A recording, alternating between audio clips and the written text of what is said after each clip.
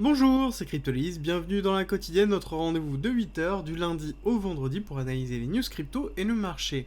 On commence par les nouvelles avec notamment Consensus, je vous en avais parlé hier, donc qui est la société qui est derrière MetaMask, a confirmé qu'ils allaient certainement proposer un DAO et un jeton pour en tout cas MetaMask. Donc c'est une très bonne nouvelle, on va suivre ça dans tous les cas, bon je pense que ce sera pas forcément tout de suite, mais il va falloir suivre parce que ça peut être très intéressant au niveau de l'évolution du produit MetaMask et ce qui pourra arriver par la suite. Ensuite, on entame la série de levées de fonds et d'incentives. Nous avons XRP qui lance un incentive qui est pas de demi-mesure parce que c'est 794 millions de dollars, l'équivalent d'un milliard de XRP, pour pouvoir justement incentiver les devs à créer sur son écosystème des solutions de paiement, notamment, enfin toutes les applications liées au transfert d'assets et aux solutions de paiement. Donc on voit que XRP veut justement redynamiser son écosystème et avoir des nouvelles solutions, de nouvelles applications autour de Ripple. Nous avons à côté Mina qui lève 92 millions de dollars pour attirer de nouveaux investisseurs. Donc encore une fois, on continue les levées de fonds massives et l'incentive sur le marché en lui-même. Et c'est vraiment très intéressant de voir que malgré l'incertitude globale et tout simplement un marché financier qui est à la baisse, on a quand même un marché au niveau de la technologie en elle-même qui est en croissance continuelle. Et je trouve ça c'est excessivement positif et ça explique pourquoi je suis excessivement bullish depuis très longtemps sur cette technologie-là et tout ce qui est lié autour des cryptos, les cryptos n'étant qu'une partie de la technologie en elle-même. Nous avons aussi AAV qui lance sa version 3 avec quand même pas mal de mises à jour et notamment une grosse réduction de leur fee. Donc il y a pas mal de choses, je vous invite à aller checker directement ça et de vérifier cette nouvelle version pour vous. Alors, ensuite, on va parler de choses qui sont un petit peu intéressantes avec notion de métaverse et NFT. Macron qui parle d'un métaverse européen pour pouvoir lutter contre le non-européen, donc être dépendant. La notion de dépendance dans les métaverses et dans les blockchains est très intéressante. En tout cas, moi ça me montre à quel point on a quand même encore beaucoup à faire au niveau de l'éducation des personnes qui nous gouvernent. Ensuite, nous avons Mastercard qui dépose des marques pour le métaverse avec notamment des services bancaires au sein des métaverses. Et ça montre qu'il y a un essor qui est en train d'être effectué. Alors nous avons Visa qui travaille sur les crypto-monnaies, Mastercard qui travaille sur les métaverses. Je pense que certainement ils doivent travailler aussi sur les crypto-monnaies à un moment donné. Donc on commence à voir des géants qui vraiment commencent à se dire ok, bon il va peut-être falloir que je fasse quelque chose. Et commencent à investir dessus. Voilà. Donc est-ce que ça va être immédiat? La réponse est non. Mais dans les 5-6 ans à venir, c'est encore une fois excessivement positif pour l'écosystème des crypto-monnaies et surtout des blockchains par rapport tout simplement à ces évolutions.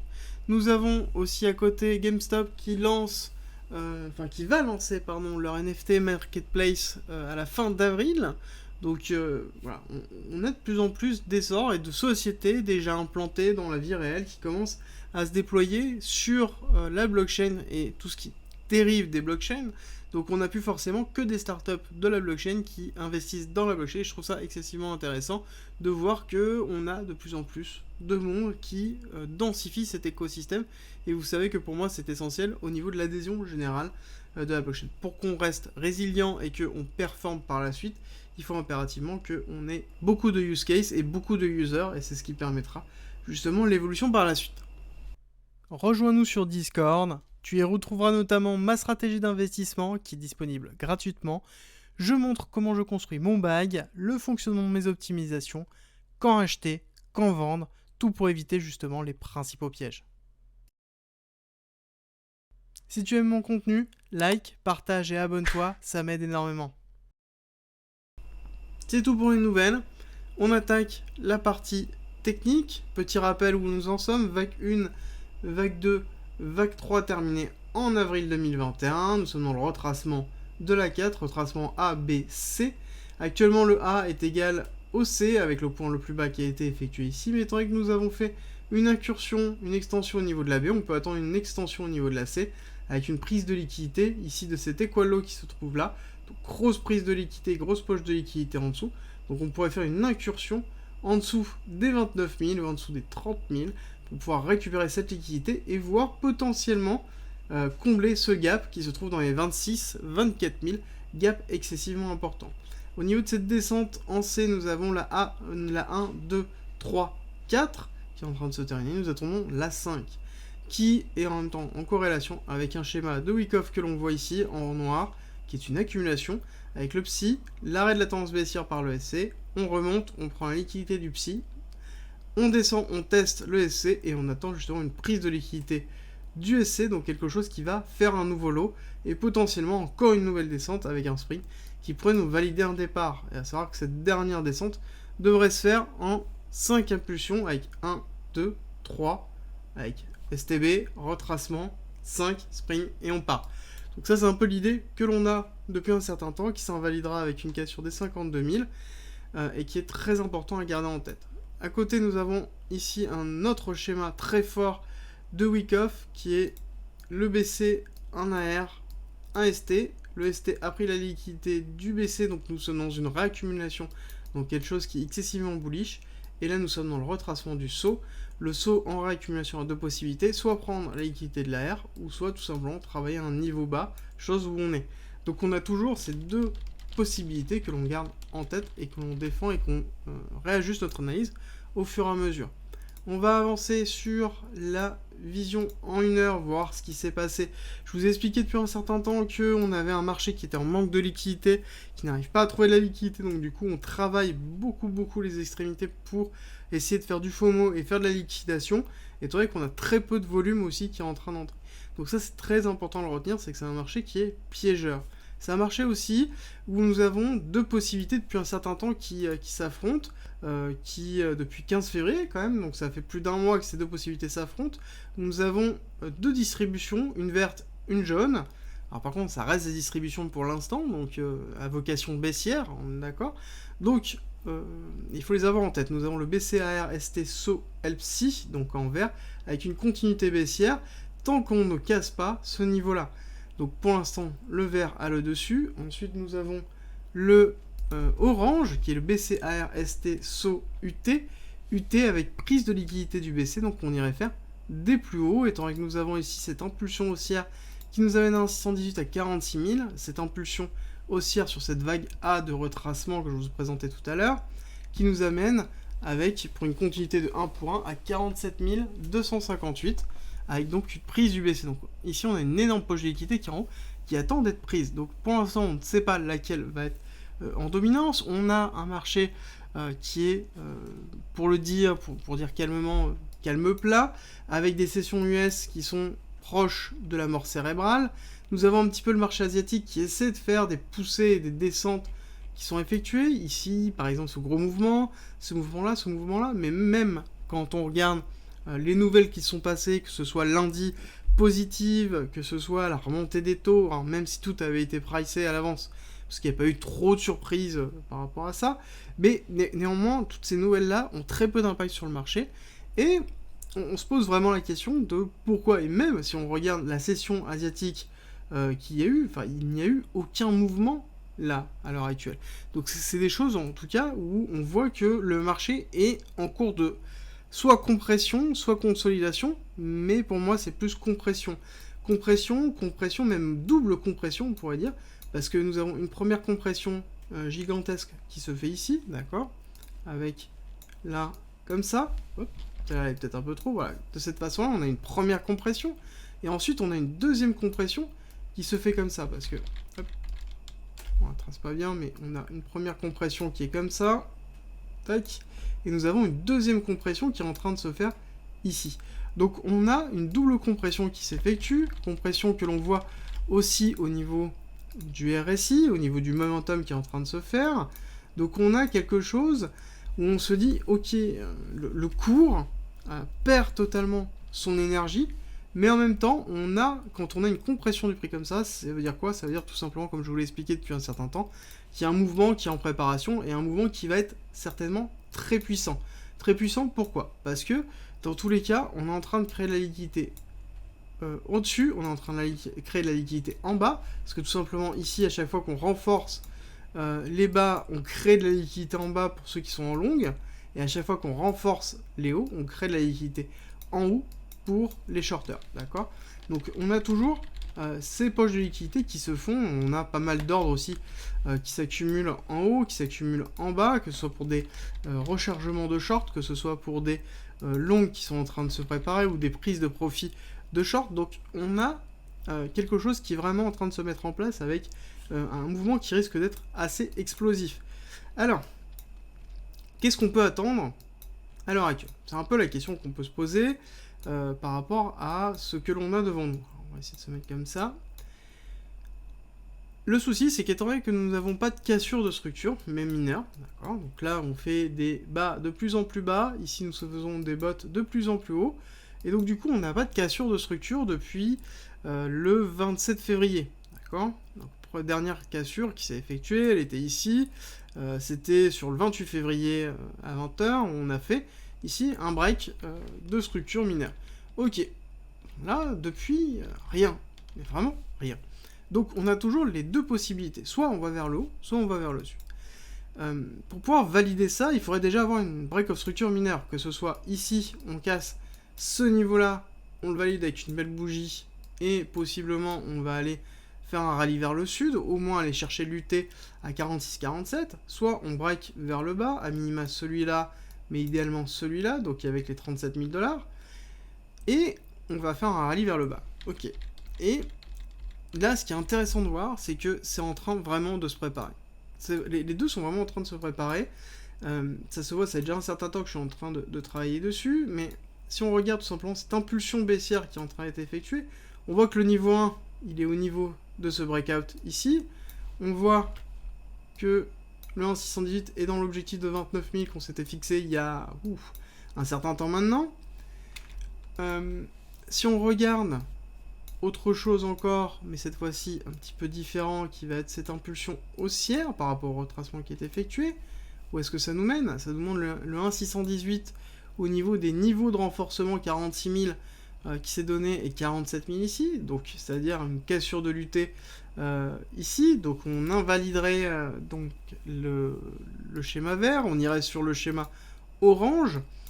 C'est vraiment très très fort de voir ça, et même si on regarde cette impulsion baissière, on considère que cette impulsion haussière s'est terminée là, on voit que 1,618 est à 33 000, donc c'est-à-dire on casse le break of structure ici. Donc c'est-à-dire qu'il y en a un, le 1,618, sur l'impulsion haussière, on casse la structure ici, et sur l'impulsion baissière, on casse la structure ici. Donc on a vraiment, en fait, une opposition des deux mouvements qui est en train de se faire.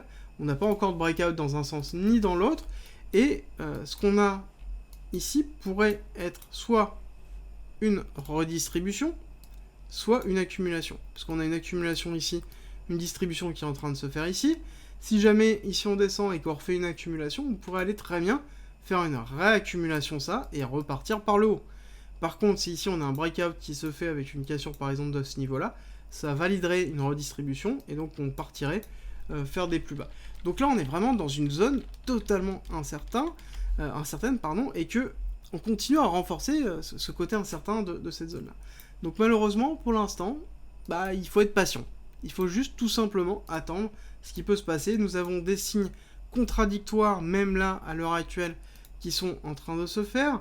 Ici, nous avons quelque chose qui est bullish, alors que là, nous avons quelque chose qui est bearish, donc on a une divergence baissière. Mais si on regarde les lots qui sont en train de se faire, ici, nous avons une divergence haussière qui est en train de se faire, là. Bon, là, en l'occurrence, ce qu'on est en train de nous dire, c'est qu'on est en train, globalement, de perdre du momentum sur une poussée qui est censée aller plus loin. Mais c'est ce qu'on voit depuis un certain temps, c'est ce qu'on voit ici, c'est ce qu'on voit lorsqu'on est en bas. Bon, en l'occurrence, on n'a que ces informations-là, c'est que dès qu'on arrive à potentiellement sur une phase de résolution, ou en tout cas on approche une résistance de résolution forte, on a le momentum qui se casse tout simplement les pattes, et on n'a plus rien, on n'a plus de jus, on n'a plus rien. Et c'est quand même symptomatique de quelque chose qui est en train de se construire petit à petit. Donc on va voir comment ça va éclater, mais je pense qu'on va avoir des nouvelles fondamentales qui vont arriver dans pas longtemps, en tout cas des nouvelles géopolitiques peut-être, ou des nouvelles de réglementation, qui vont soit nous pousser vers la hausse, soit vers la baisse. Mais je pense que le mouvement qui se prépare, que ce soit à la hausse ou à la baisse, va être excessivement fort.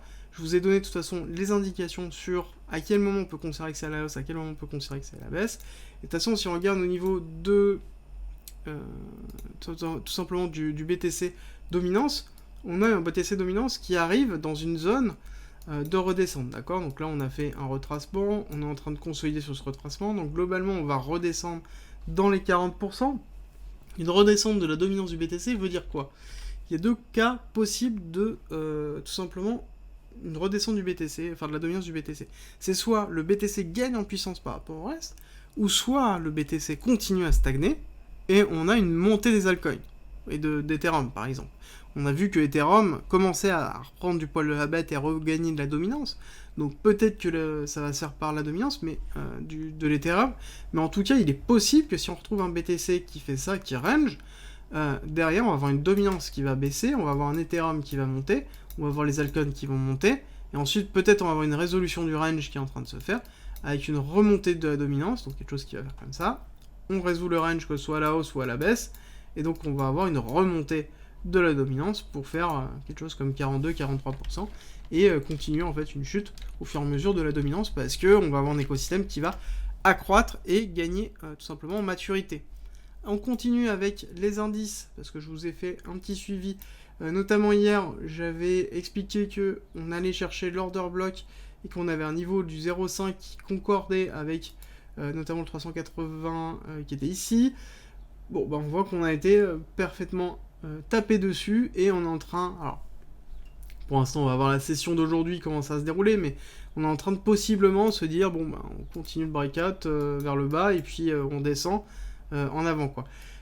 Là, pour l'instant, il n'y a toujours pas de break-off structure. Le break-off structure est ici, d'accord. Vraiment, si on veut avoir un vrai break-off structure qui se fait, c'est ici. Tant qu'on n'a pas ce break-off structure, bon, bah, en l'occurrence, on continue, le biais est toujours baissier. Hein. Donc, malheureusement, ça ne change pas. Malgré le fait que, à côté, si on regarde, on a... je vous spoil un petit peu le prochain pendant que je suis en train de mettre le break-off structure, mais on a le S&P qui, lui, a été beaucoup plus bullish. Je vous l'avais expliqué déjà. Hop, on passe ici. Puis en l'occurrence, on avait fait ici un break-off structure qu'on allait potentiellement chercher ici. Bon, on n'a toujours pas fait le break-off structure là, on est en train de travailler le 618 qui est ici. Donc pour l'instant, tous les ratios sont en tout cas conformes. On travaille, il n'y a pas d'irrégularité. On n'a pas encore fait de break-off structure ici. Je vous avais dit, si on cassait et qu'on validait la cassure par une belle bougie, en l'occurrence, on aurait un break-off structure propre qui serait excessivement bullish. Mais d'ailleurs, c'est intéressant, on va regarder. Bon, bah. Ça c'est dommage. Voilà. Par exemple, ça c'est un exemple où on voit qu'il y a une modification de la corrélation qui est en train de se faire. Je pense que c'est lié à la modification des actifs qui sont sur le marché à l'heure actuelle. Je vous ai déjà expliqué ma schématique que j'ai en tête. Mais globalement, je pense que c'est en train de se faire ici. On a un BTC qui n'a pas suivi la hausse du S&P. Et c'est très dommage, parce que je suis sûr que par contre, si le S&P se casse la gueule, le BTC va suivre. Donc ça veut dire que les respirations qui sont données par les indices ne sont pas forcément suivies par le BTC. Et c'est vraiment, vraiment dommage, parce que si on regarde, on a quelque chose qui est assez bearish, alors qu'on a quand même une session qui a été assez bullish par rapport à ça. Donc on aurait pu aller un petit peu plus loin par rapport à cette schématique. Dans tous les cas, on surveille, on est patient, et c'est le plus important de toute façon dans tous les cas. Préservez votre capital, soyez patient, et c'est comme ça que vous allez tout simplement performer par la suite. On a des schématiques qui sont en train de se mettre en place. Il faut juste garder patience. Merci d'être resté avec moi jusqu'au bout. Abonne-toi, partage si t'as aimé et rejoins-nous sur Discord. C'est avec plaisir qu'on t'accueillera. Et à très vite.